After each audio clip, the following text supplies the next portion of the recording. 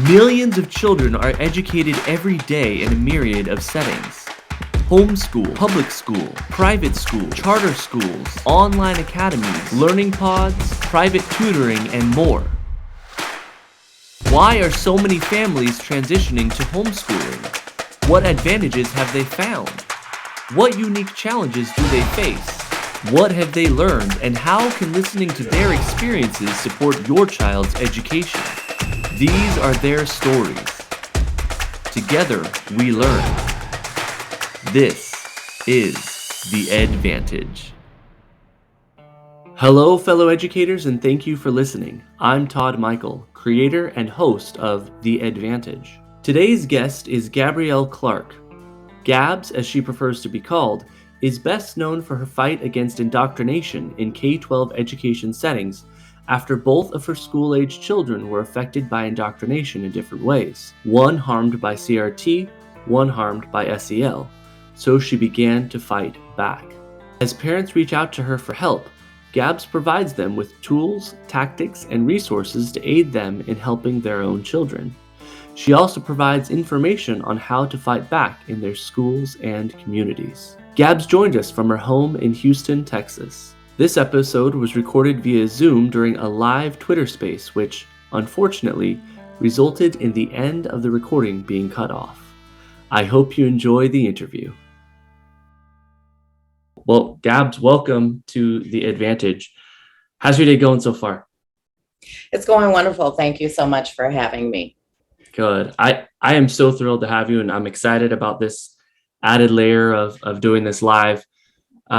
I have been a fan of yours actually since I first heard you speak in a space. It was probably about a month ago. And that was kind of where you first popped up on my radar as having quite a remarkable story to tell. And if I may say, a very bold and direct way of telling it. And I mean that as a compliment, because I think a lot of people, who have found themselves in your position would shy away from, kind of drawing attention to themselves or from, being vocal about it because they don't want undue attention or they don't want the pushback or whatever as it may be. And so, one of the main reasons why I'm so excited to talk to you about this is, I make it no secret that I'm a big fan of homeschooling, but I know that there are plenty of parents who keep their kids in school who still have a lot of the same concerns that homeschooling parents have as far as how schools are treating their kids, what's being taught, what's being covered in the classroom. And I think it's two sides of the same coin, whether your kids are in public school and you're pushing back and representing their needs, or whether you're doing it through homeschooling. The purpose is we're pushing back against a broken system that has a lot of corruption and a lot of misuse of power. So all this to say, I'm thrilled to talk to you, and I'm so excited that you are as bold and as outspoken as you are, because I think we need more voices like yours really highlighting what's going on. So for those who aren't familiar with your situation, with your story, with kind of how you got to where you are now, share a little bit about, what brought you here, what your experience has been. Well, first, thank you so much for such a wonderful compliment. This has been a really, really long process Sure. and a long journey. It started out, I started out fighting for my son's civil rights. Right. It started out with the pushback against CRT indoctrination. And while I was fighting for my son's rights, my daughter was socially transitioned at school. And, Wow. I wasn't going to say anything. I just pulled my daughter out of that school and started, made a plan for what to do. And then, once I got her out and I got her, far enough away, I was just going to go back to fighting CRT. Right. But I saw Abigail Martinez. And for your audience that doesn't know who Abigail Martinez is, she is a parent who lost a child to transgenderism through suicide. And, she her daughter jumped in front of a train. And I saw her on tour with Nicole Solis in the Heritage Foundation. And when I saw that video, I just was floored, because I didn't realize that there were places in our country that were taking it this far. I mean, I knew that they were making an issue out of it in places. And that was, primarily why we left Las Vegas, we left Nevada, because I knew that, that was going to be a problem there. Right. But I did not know that they were taking it to these kinds of extremes. This is a social contagion. This is not a coming out situation. Children are not in danger from their parents. They're in danger from this cult. And I would never have known that had I not taken my daughter out of that environment. I never would have known that. We still would be there and we would still be struggling, and there's no telling what would have happened to my daughter. So I felt like it would be disingenuous of me to stay silent on the way that I helped my daughter after having been so quote unquote courageous and brave for fighting for my son. People believed and trusted in the things that I said, and they believed and trusted and admired my bravery to fight for my son. So it just felt wrong to not help in any way that I could by talking about what happened with my daughter, especially after I saw what happened to Abigail Martinez. Right.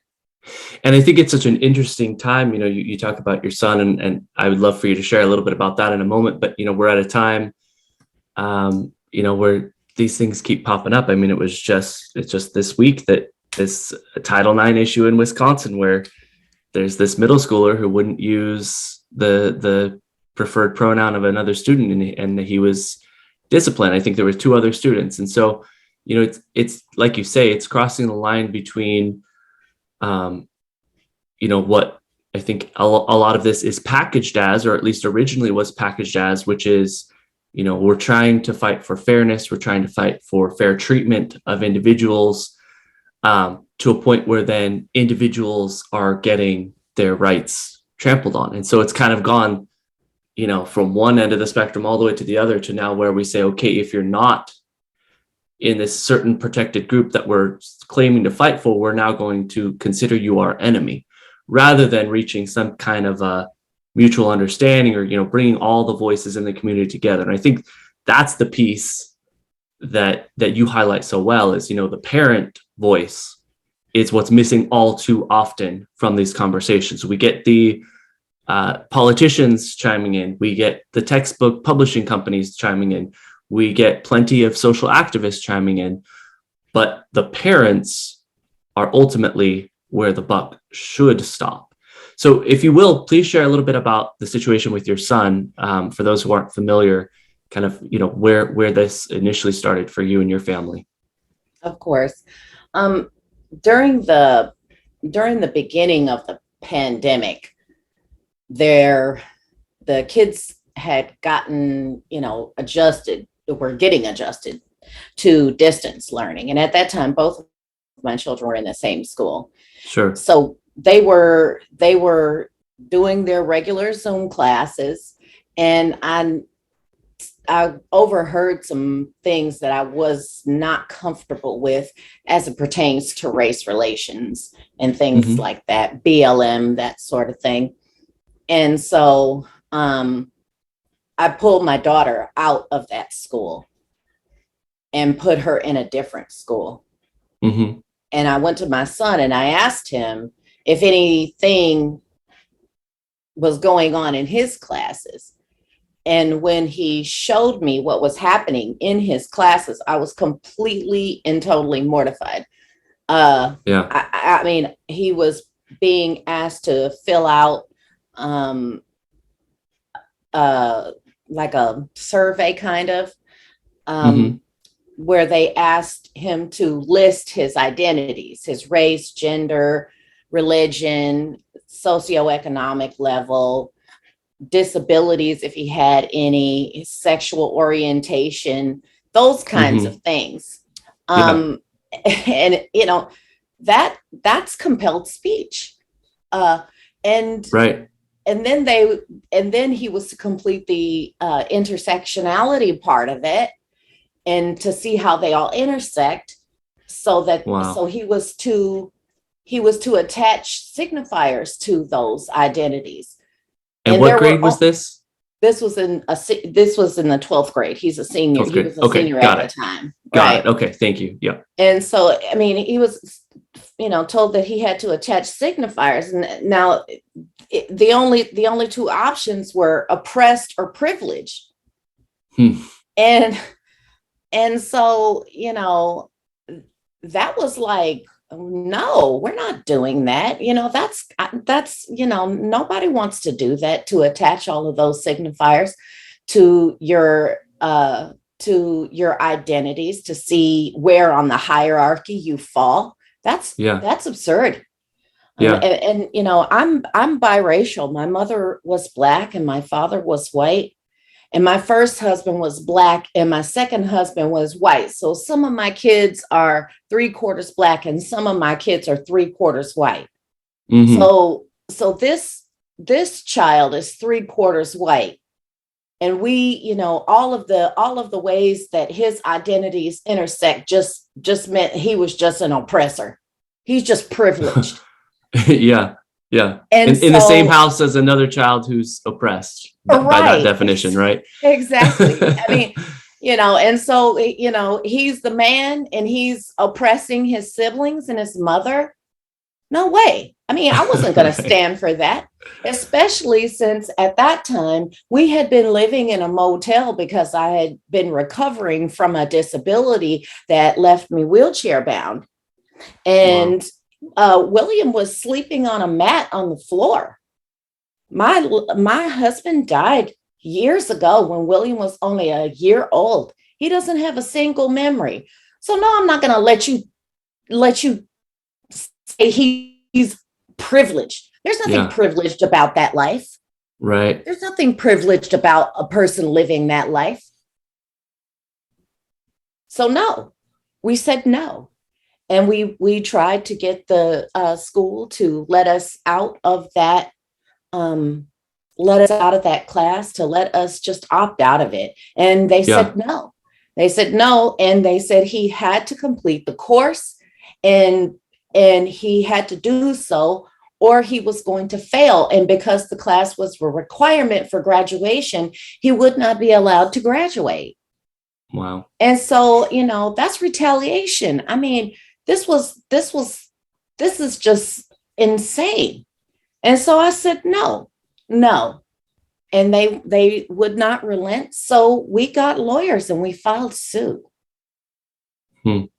And what's interesting to me about your story is, for any rational third party kind of hearing this out, or understanding where you might have been coming from, even if you were, you know, uh, politically on the side of the school, or of this theory, to kind of respect the idea that, well, individual families should have a path to opt out of participating in this, shouldn't be controversial, right? This point where that story could have easily ended was where you as a parent expressed your concern, and then the logical conclusion would be, okay, now your son is given alternative options.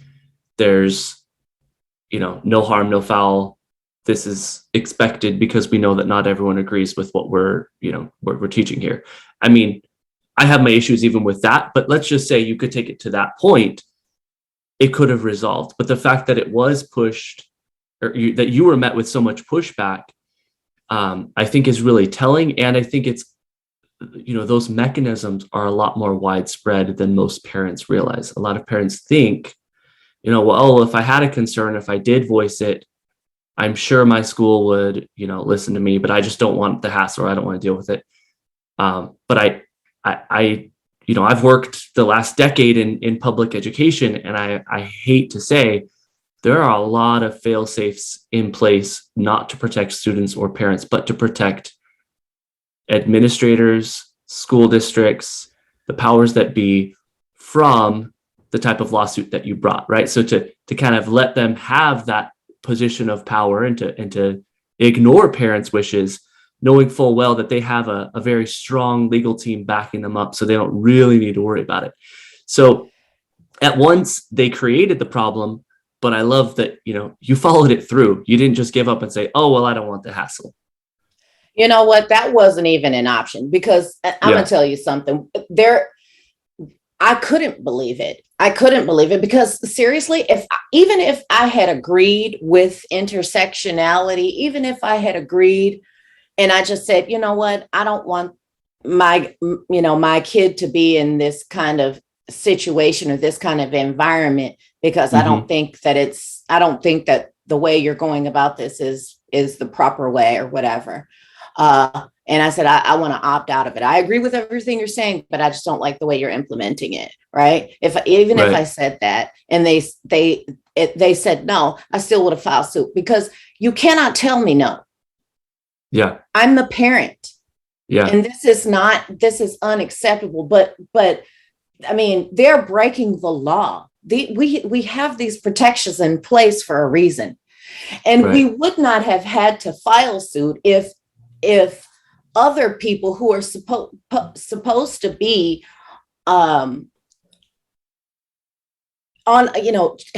there's supposed to be these checks and balances in place so that parents do have an option, or they have a recourse. I sent those to everybody, the chain of command, every single person. And then when I got sent back to the teacher, that was when I said, okay, this is the runaround. They're giving me the runaround. They're ignoring me. And so we're suing everybody from the teacher all the way to the state, because this was wrong. They can't just, this was a charter school network, and there are supposed to be checks and balances in place to protect us from this kind of thing, from the system violating our civil rights. Sure. Absolutely. That thing with those kids in Wisconsin, I can't see that getting past the first hearing. That probably is going to be dismissed, because and this, as an American, and I'm not a nice person either. As an American, I don't have to be nice to you. I don't have to be good to you. That's just something I choose to do. And you can't make me. You know what I mean? So, that's part of what being free means. You know what I mean? That's part of what having free speech is. So and not having entertain your pronouns, that does not mean that, I'm somehow violating your civil rights. No, I'm not. I do not have to be nice to you. That's nowhere in our Constitution. Amen. Yeah. And I think it's the trade-off there. It's just like you say, that's a price of freedom. And, we've seen in other countries where they have these social ranking systems where, you can try to coerce cooperation. You can try to coerce respect or tolerance or whatever your label you want to slap on it. But the moment it becomes coerced and is disingenuous, really, it takes all power out of it. I mean, the whole point of kindness is that it's coming from a place of goodness within you. The whole point of respect is that it's coming from a place of goodness within you. And so a huge error in judgment that I see in a lot of these things, and we'll get to talking about SEL in a little bit, but even with a lot of these racial, whatever you want to call it, critical race theory, or, a lot of people say it's not critical race theory, that's only taught in law school. Okay, put whatever label you want on it. We're talking about the emphasis of race, the fixation on race, the collective guilt, and all disparity equals discrimination. This is what we're talking about. So call it what you want. But the error with all of this is we're trying to coerce the outcome without addressing any of the root cause. So we want equality of outcome without ever considering if there's equality of opportunity. We want equality of treatment without ever considering, well, hey, is there a reason for this? So, I mean, I just find it so interesting that these people, don't see that connection, and they think if we can coerce enough people to do what we want and to say what we want, that will somehow be, that will make it all okay. And it doesn't. It won't. We've seen it. Right. I mean, one of the things that I have never understood is this idea of being polite for goodness sake. You know what I mean? I'm sorry, but if somebody is asking me to do something that is against my beliefs or against my principles, I don't have to acquiesce just because it's polite. It's the polite thing to do. And that, to me, that puts that's a full stop. After that, I don't care how you feel about it. You know what I mean? Yeah. And I understand that is harsh. I understand that Sure. is harsh, but that's freedom. It's honest. It's honest. That's Yeah. honest, and it's freedom. And sometimes you're going to find that person who is not going to be polite. But that's what freedom is. It's Sure. part of it. And I have the freedom to say, no, I'm not going to believe this just because you want me to. And I'm not going to let you trample all over my civil rights because you want somebody else to feel comfortable. And no, I do not care how you feel about it. And no, I am not going to sacrifice my comfort for yours. Right. Period. And I don't Right. care how that makes you feel. I mean, that may be mean, but I'm an American. Well, what's interesting is, someone could listen to your particular experience and say, oh, well, this is just a classic case of a conservative overreacting to, common decency principles or whatever you want to call it. Right. But I have friends who have kids in, very conservative counties in the country who are, their family is very liberal and they're unhappy with what is happening in that school, right? So there's things being taught or, activities happening that don't line with their values. And really the principle that you're highlighting is apolitical. People will slap their political labels on it or kind of attach it to whoever they can hold up as an enemy to try to discredit it. But really, it applies just as much to any one of us as anyone else. And the whole point of, like you're saying, the whole point of being an American is, yes, we won't all agree. And no, we don't need ideologically segregated schools where you should only go to a school that only ever speaks what you agree with. But that's the whole point, is there has to be some flexibility. There has to be some leeway where if you do not agree with it, if you do not choose to participate, that is as equally respected as if you say, oh, well, I want there to be more of X, Y, or Z in the school. I mean, everyone is going to have a different take on it, depending on where you live, depending on what state you're in. Nobody's going to agree this is exactly the perfect lesson that needs to be taught in a school. But the less that's controversial, the less that's ideological that we force into it, and the more we stick to objective facts like math, science, reading, writing. I mean, these are the skills that are supposed to be taught. And the whole issue starts coming up when we start blurring these ideologies with the cold hard facts. Yeah, I mean, we have, and that applies to public school, right? So if you want your kid to learn something else, or if you want your kid to learn something specific, then that's what we have private schools for.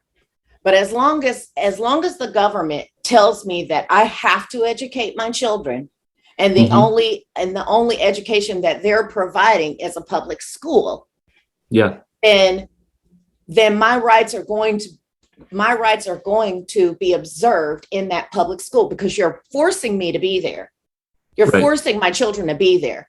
So their civil rights are going to be maintained and intact throughout that entire time. And so, I mean, Right. I would say the same thing to, I am a conservative, but I'm also an atheist. If there was somebody who said, "Hey, you got to say this prayer," they told my daughter she had to say a Muslim prayer, and I said, "No, Yeah. she's not doing that. Yeah. She's not doing that." And they were like, "Well, but it's part of their." I don't care. I don't care if it's part of their thing. Right. Right. She's not saying a Muslim prayer. And so she didn't go to class that day. You know what I mean? She just didn't go to class that day. And I told her, I said, this is not something that you're going to engage in, because nobody can make you practice somebody else's religion. So Right. no. And it would be the same no matter what the situation is. I don't want religion in school of any kind. I don't want any kind of indoctrination in school at all. If you want to pray, fine, Yeah. go do that. But you're not going to tell my kid that they have to. Right. And it's just like you say, if that's something that a parent seeks, that's why we have private schools, right? That's why there's Catholic schools, and so it shouldn't be any different. And I don't understand kind of where this disconnect happens in the public school realm. It shouldn't be any different with these other ideologies. Religious ideologies are easier to kind of grab hold of and to label and to tack on a significance to. So a lot of people readily see that and say, well, of course, that it makes sense that they took prayer out of school, or that they took God out of the Pledge of Allegiance, or whatever you want to hold up as these previous examples. But on an objective level, there is no difference, just like you're saying. And so if someone can't have the intellectual honesty to admit that and to see that and to be okay with that being the standard in a public education setting, that's where a lot of this, disconnect happens, and where these teachers think, well, because it's important to me, I now have the right to make it the culture of my classroom and to preach it all day and to make it, the highlight, rather than, I'm not saying that no one can know who you are or know about your identity, but is it happenstance? Like, my kids knew that I was married to a woman, and they knew that I had kids, but that wasn't the lesson every day. I wasn't emphasizing heterosexuality or, teaching them lessons about why I was heterosexual. I happened to be religious. I never talked about that in the class because it wasn't appropriate. It wasn't my place. I talked about the things that I was hired to teach. So Exactly. You're absolutely right. Exactly. It's all ideological indoctrination should not be within schools, full stop. Full stop.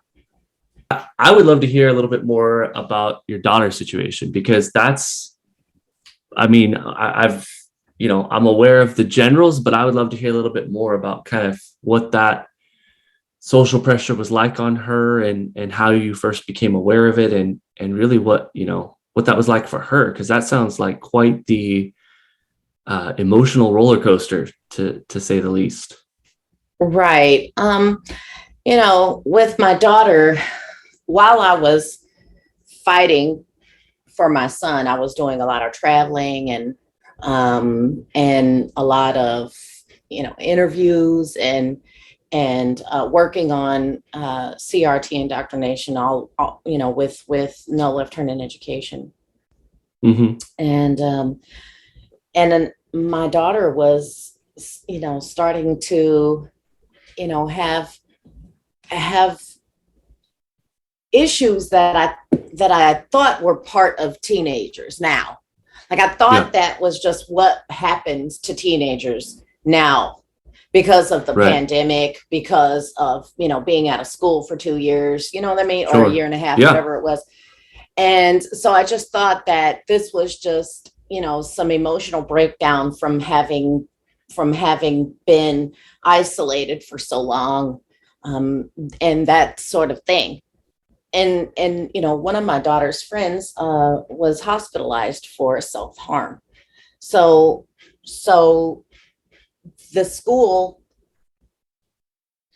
got a therapist and brought in a therapist.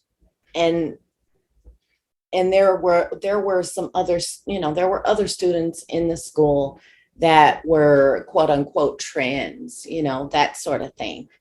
Mhm. And I didn't think any of it, because you got to understand, I'm not anti-trans, Sure. I'm not, one of my sons is gay, and I lived with a cross dresser for years. Me, my daughter, and him would go to get manis and petties on Saturday mornings. It was not, we're not an anti-trans kind of, it's not an anti-trans kind of environment. So I never Sure. really gave it any thought. And even when it became like the non-binary stuff, oh, good grief, kids nowadays, you know what I Sure. mean? Yeah. Like, and thinking that I'm just getting old, and that's what kids are like now. And Yeah. so I shouldn't worry about it too much, and just go with it. It'll be fine. She'll grow out of it, kind of thing. And, but then it started to get really destructive. I mean, there was door slamming and self-harm and just all of those kinds of things. The dress started to get more erratic. The behavior started to get more erratic. Mhm. And she started getting mean, which that had never been her. She had always such a good-hearted person. Yeah. And she was so sweet. She would hug you. She would hug you and squeeze her eyes so tight when she'd give you a hug. You know what I mean? Just with her whole heart. Yeah. And then, just to hear her say some of the meanest things to me, and just some of the most callous and the cold-hearted things. Like, I couldn't believe it, So I was shocked at what, and I'm thinking, is this what it's going to be like? Is this what my teenage daughter is going to be like now? Yeah. And I just felt awful, and so we took the summer and came to Houston for a month. And during that time, she went back to her usual delightful, cheerful, sweet self. Wow. And I couldn't believe it. And I mean, and when we got home, it only took a few weeks for her to go back to being that creature, Mm-hmm. And so I was like, something is going on and I thought it was with just her friends, Sure. Yeah. I That's thought it usually was kind of where the just mind goes. Yeah. right. I thought it was Social just circle. she's hanging around bad, you know what I mean? She's hanging around mean friends. And at first I thought she was getting bullied, so she's exhibiting the same behaviors that she's getting at school. Right. I didn't know, I didn't know she had, she wasn't like this before. This was a whole new place. Whole new place. And I thought all kinds of things. My mother had died. That, it was a very stressful time for her. She had only actually met her one time, and that was, when she was pretty sick. So it was, she was having a lot of feelings, Sure. And so it was just, it was a really stressful time. And after a while, I just was like, okay, something is going on.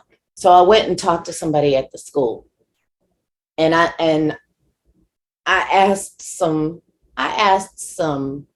pointed questions, and some open-ended, you know what I mean? Some open-ended questions, because I wanted to know what was happening with my daughter. And rightly so. And yeah, and I wanted to know what was going on with my daughter, because I met her friends and they were lovely. I didn't understand how this was not coming from her friends. Interesting. And there was the social media aspect of it too, which that was one of those things that I didn't really realize how much the social media had an influence on her. It really, I feel like kids get addicted to social media, and it's not just my daughter. I've been watching this with all kinds of kids all over the place. They get addicted to social media, very similar that will get addicted to gambling. Yeah. The cool noises and the and the excitement and, the getting dressed up for the occasion, all of those things. Right. So when you're doing a Right. TikTok, it's very simple. You know what I mean? It's very similar. Just the Yeah. And well, preparation and the planning and yeah. and it's a similar part of the brain, right? It's like you get that dopamine hit, but then Right. the next time you go to do the same thing, just like a gambler goes to, gamble the same amount, doesn't quite feel the same. So they up it a little bit to get that Right. same hit again. And before you Right. know it, doesn't take long before it escalates to where you went from, betting a few $100s every month to a few $100,000 or whatever it is that you have to bet. And it's a similar type of thing with social media, that the draw and the hold that it can take on kids is exponential. Yeah, I mean, and living in Las Vegas, you get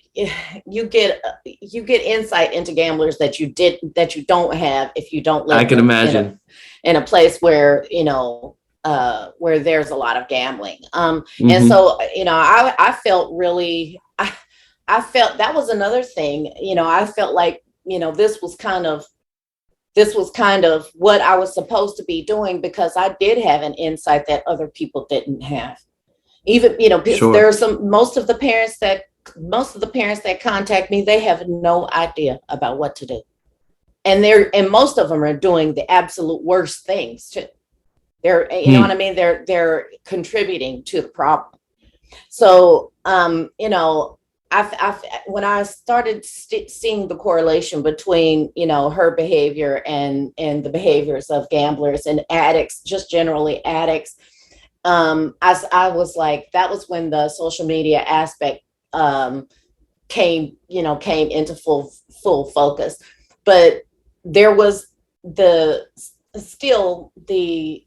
school environment was something that I just couldn't wrap my mind around, because when it would get close to time for her to go to the therapist, and she would just be so anxious and all of this. And then when she would see the therapist, she would be okay for a couple of days. Mm-hmm. And then it would go, and then it would start to build back up. And there is something going on with that. There's something going on at the school. There's something I don't understand going on at the school. And so I went and talked to someone at the school, and she mistakenly called her Dan by her boy's name. Okay. Yes. And that was when I was like, I knew it. I just was like, I knew it. And I just really, everything just kind of came together. It was just like every single part of this came into view, into focus. And I could see very clearly that, this was being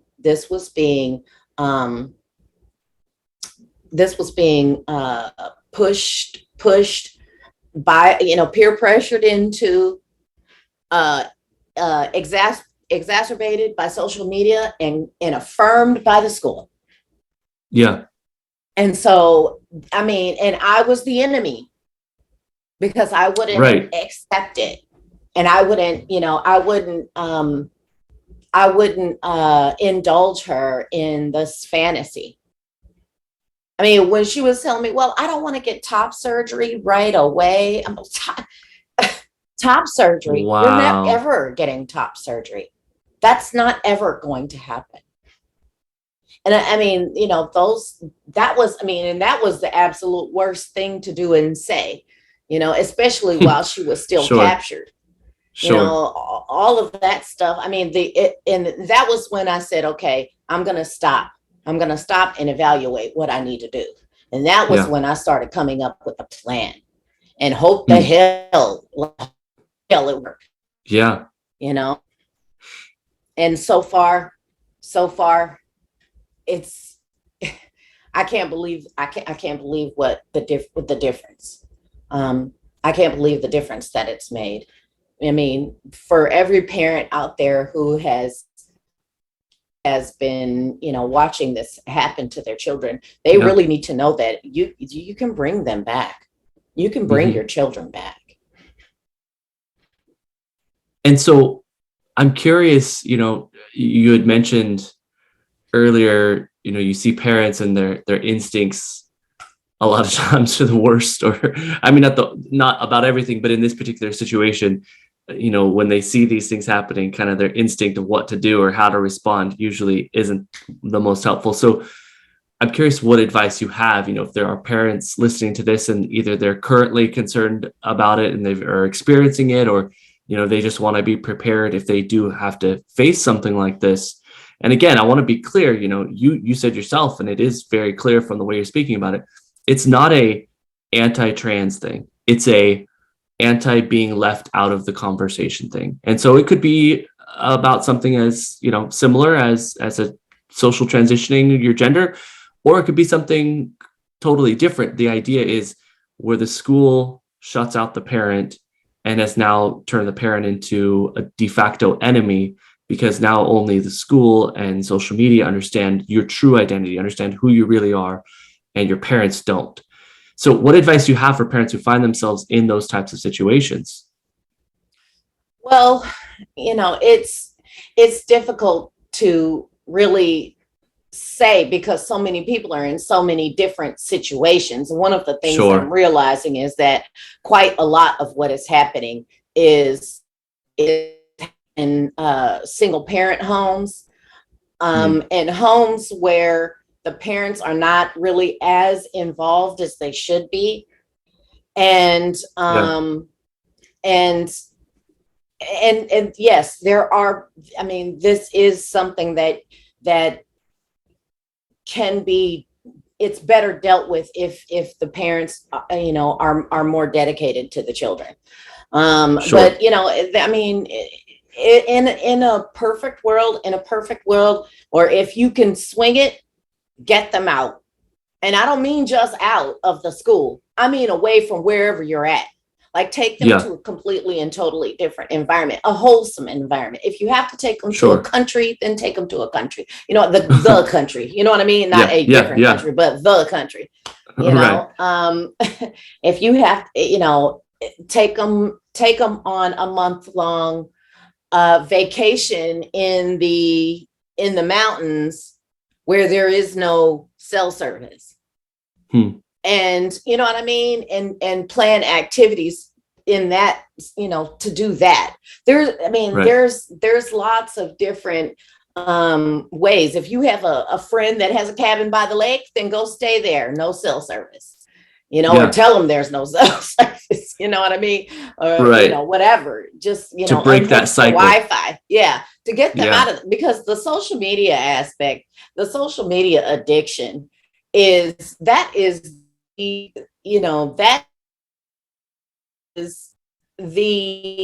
easiest thing to get rid of, but they're addicted to it.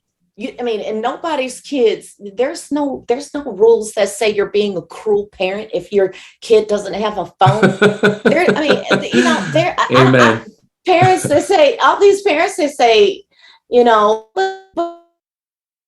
need to be able to get a hold of her. My mom just stuck her head out and just yelled my name when she wanted me. That was how I got. And we had curfews and things like that when we got older. This whole idea that your kids need to have a phone, chances are, and I'm going to, I know this is not going to be popular, but chances are if your kid is involved in this, then they're seeing a whole lot of stuff on that phone that you would end up getting rid of your phone and their phone if you saw it. Right. It's bad. When I looked at my daughter's phone, it was bad. Yeah. There was about 5,000 AGP trans men, women, trans, non-binary AGPs following my daughter. Yeah. On Twitter. That's on autogonophiles. Little, grown men dressed up in baby doll clothes and stuff like that. Yeah. Following my daughter's TikTok. Go in there and look at your daughter's secret TikTok and tell me that having that phone is, cruel when you got dudes talking to your daughter that, have pigtails and all of that stuff, and all that, wearing dresses and stuff. You want that? I mean, that's what we're talking about. And what's so insidious about all of this is that, the message that so many kids are given these days is, everything that goes along with the popular ideology is what's good and right, and because it's accepted, it's the best, and anything that deviates from it is the old way of thinking, right? The old fashioned. And so very quickly you could see how kids would readily discredit their parents because it's assumed, oh, well, you have the old way of thinking. We even have, I'm not sure how familiar you are with these ridiculous amaze.org videos that are just infecting households and classrooms all over the place. But, one of their most popular tactics is to divide it generationally. So, it's a family around a table, and grandpa's the old out of touch fool who doesn't know about, what it means to be non-binary. And so everyone's schooling grandpa because he just doesn't get it. And what's so insidious about that is it immediately pits parents against their kids, rather than here's an idea, you can judge it by its merit. We're going to say, no, anything that doesn't align with this is just old and bad and wrong, and you only can accept this new way of thinking. And exactly like you say, social media is so pervasive, and kids are smart. They know how to hide plenty from you. And so, even in the 90s, like, you could hide plenty from your parents, and that was rudimentary technology. I mean, we were talking dial-up. Nowadays, it is so much easier for these kids to do whatever they want on their cell phones, and most of the time, parents are not even aware. I would love to hear your take on, those who say, well, you can't shield them, so it's better to, it's better that they're exposed to it because then they're aware of the world, and you're not going to be able to shelter them. You can't shield them. So I want my kids to, kind of have that awareness, because that's just the way the world is. They're going to have to face it eventually. What would your comeback be to parents who have that mindset? Because I think a lot do. Then you are enabling your child to eventually become, a sex addict, or a lifelong mental patient, or a lifelong medical patient. I mean, we're not talking about some innocent dress up, because that's what I thought too. Yeah. But these kids are cutting, scratching. They're getting instruction from grown perverts online. They're teaching each other how to hide drugs and weapons and all of that kind, from your parents and from teachers. I mean, this is not just some innocent little dress up like they would have you believe. Mm-hmm. All of that I am jazz and all of that nonsense. I thought that was just, I was like, okay, well, let him do what he do. Sure. At first, but then when I started really digging into this stuff and really seeing what it was really all about, and you got to understand, I am in no way, shape, or form some prude. Okay. Right. I have a very misspent. My youth was very misspent.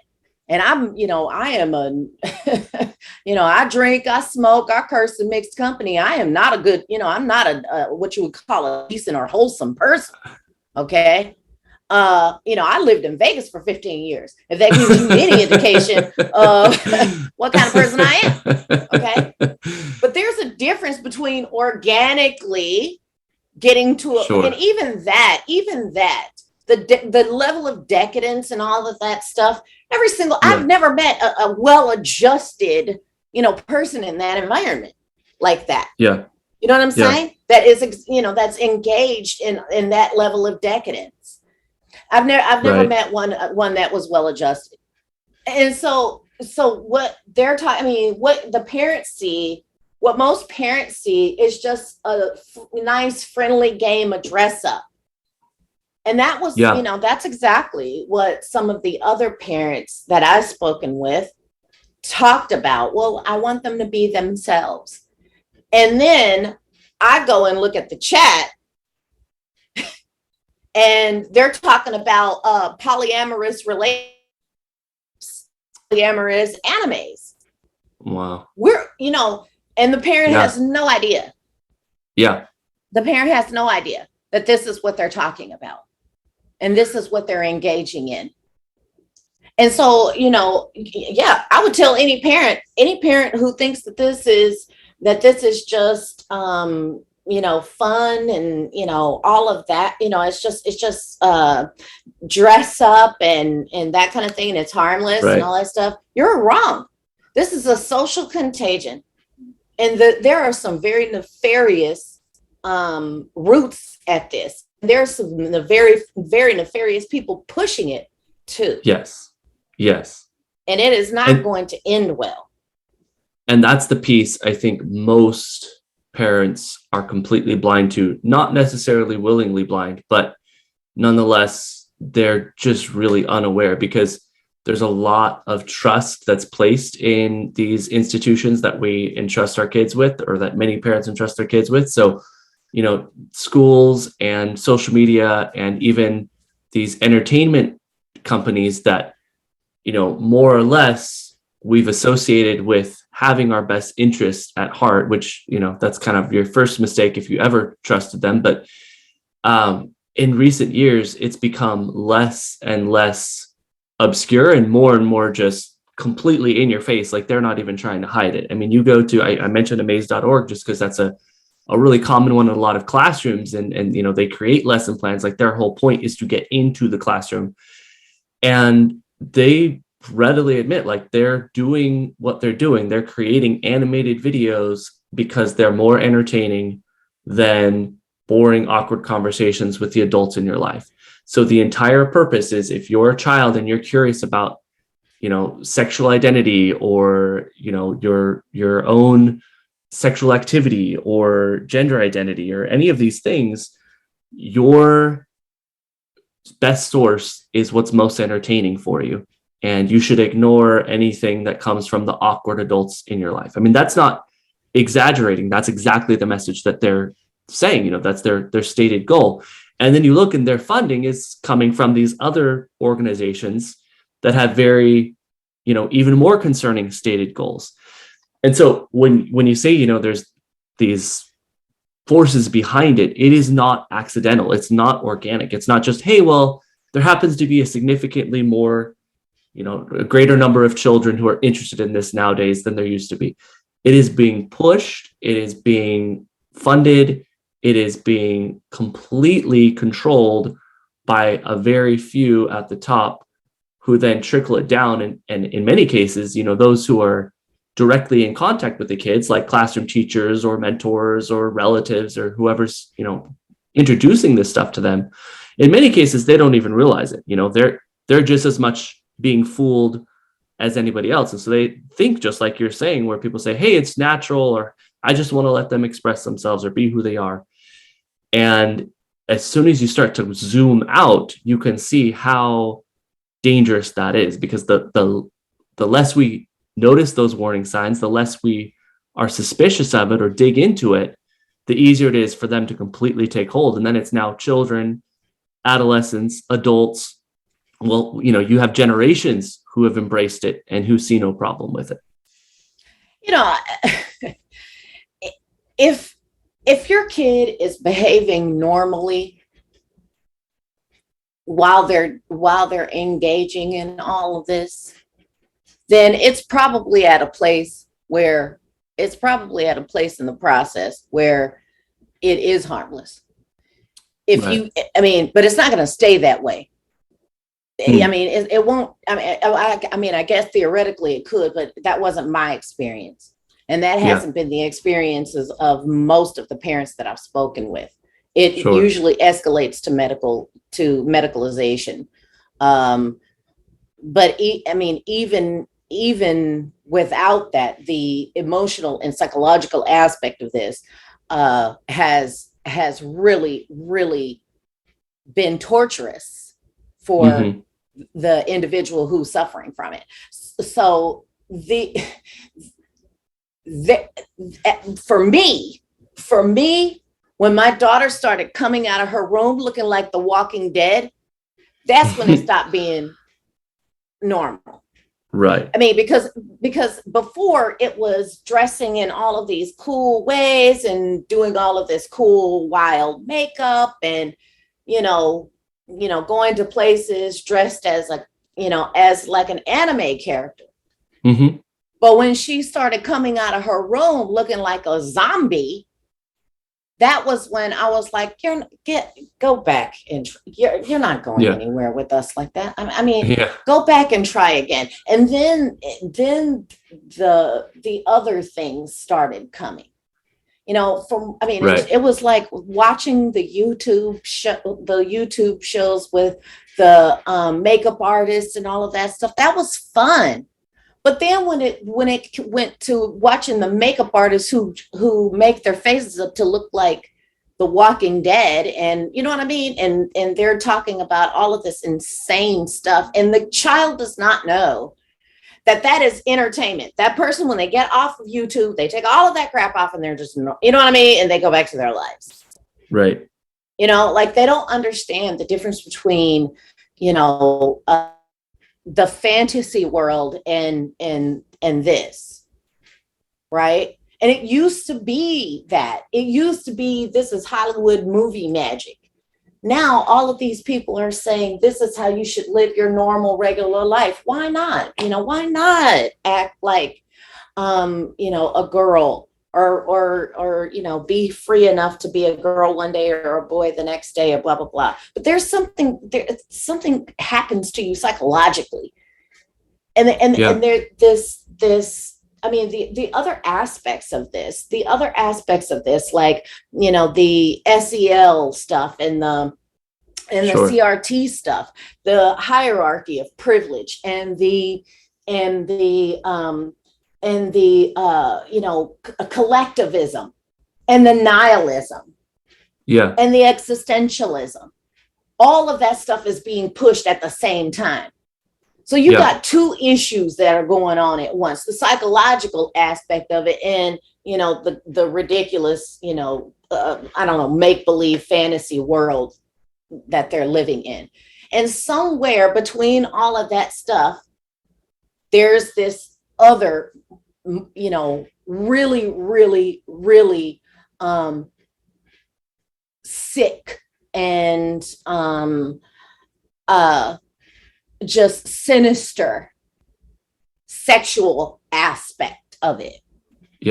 And that's the thing for me. That's the thing that said, you know what, even if the make-believe, okay, we'll do that. Okay, fine. Well, let them have it. The psychological stuff, they're teenagers, they'll grow out of some of that. You know what I mean? And we might even be able to work with that. But the weird kink stuff that we're supposed to live out these people's psychoses or neuroses or whatever their psychological problems. We're supposed to let them bring our children into it. I don't think so. My daughter is going to go to a therapist because of what I do to her, not because of what somebody else do to her.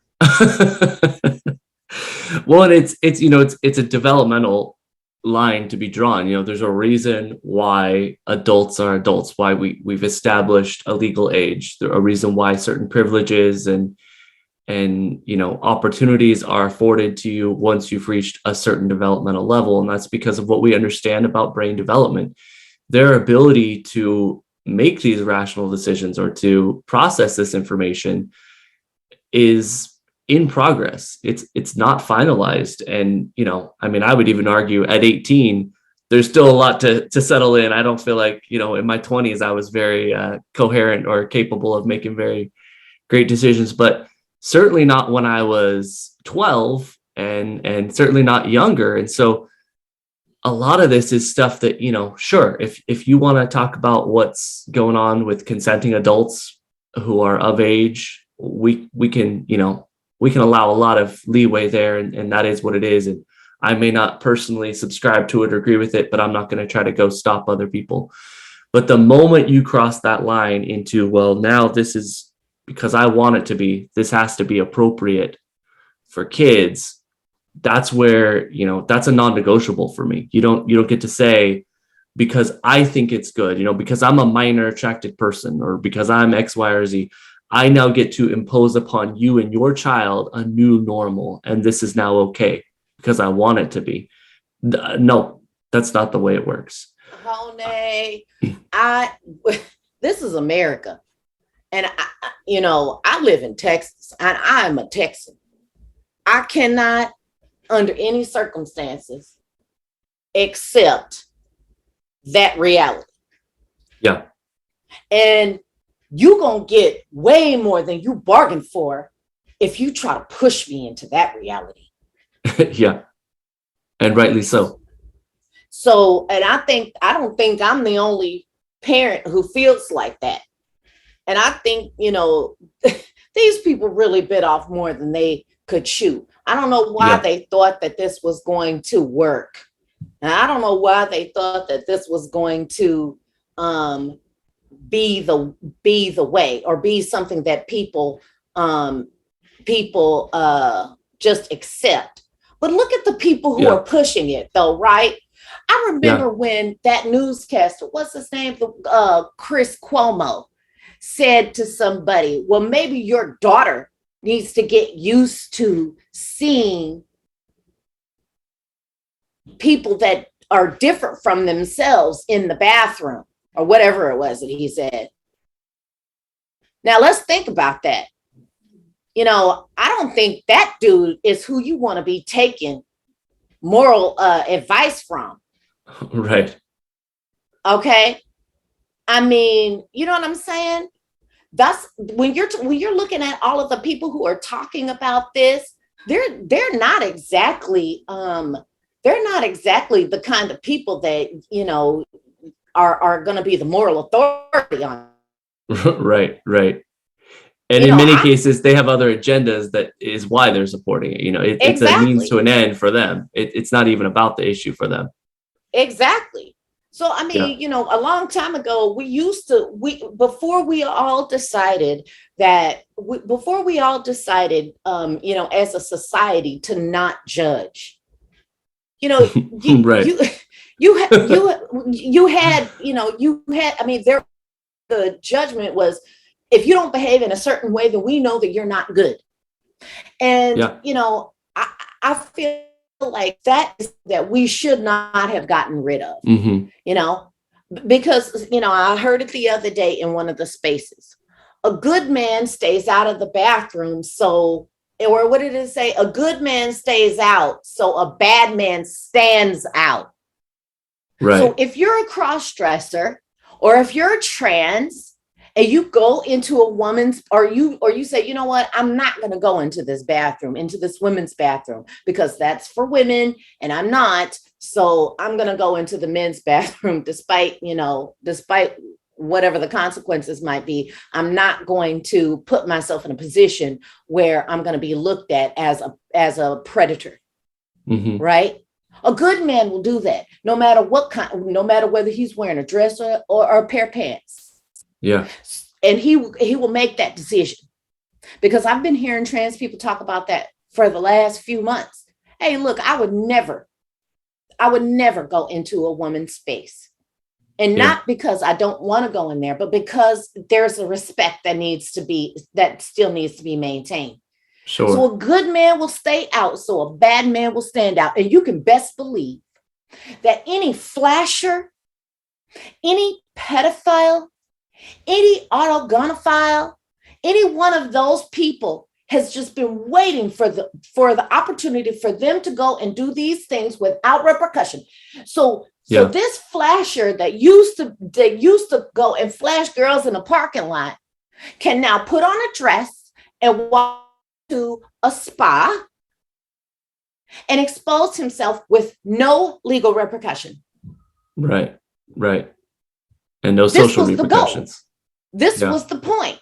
This was the reason for it. To make everybody to force everybody into accepting that there is no gender, so that predators can go predate on women and girls. I'm not gonna tolerate it. Right. And I feel Nor should like you. the reason for if I don't get anything out of this, I get that I know that I have at least inspired some parents to do what they know is in their nature, to do what is in their nature, to protect their offspring. Amen. Yeah. And that's what it comes down to. Hey, Gabs, I see that dang countdown timer on Zoom again. So Right. just All in right. just in case it cuts us off on Zoom, we can continue in our space. We'll just keep talking. But Sure. real quick with the last minute, will you let people know where they can find you? Those who want to keep learning from you, or maybe need some support or want to support your cause. Let them know where they can find you. Please, all of the stuff that I do on my own dime. So if you want to support my work, please go to GiveSendGo/support the Clarks, and please make a donation. Everything I do is funded just by myself, and it is a lot of hard work. You can also reach me on Twitter, Truth Social, and Getter at Gabs Clark 5. And my DMs are always open. You can shoot me a DM, and I always respond. And anybody is welcome to reach out to me for help, or if you want to help. That's Give, Send, Go, Support the Clarks. You can leave me an email there as well. Beautiful. Well, thank you so much for taking the time. And like I said, we'll continue here on Spaces, but I just wanted to make sure we got that in before Zoom does something crazy for us. But thank you for everything you've shared so far.